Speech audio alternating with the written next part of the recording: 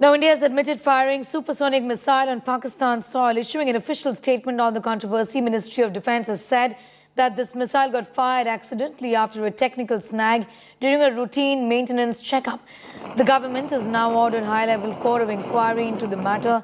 The ministry has further said the incident is deeply regrettable, but called it relief that there was no loss of life. The statement comes after Pakistan claimed that a high-speed projectile launched from India entered the Pakistani airspace and landed 124 kilometers into their territory.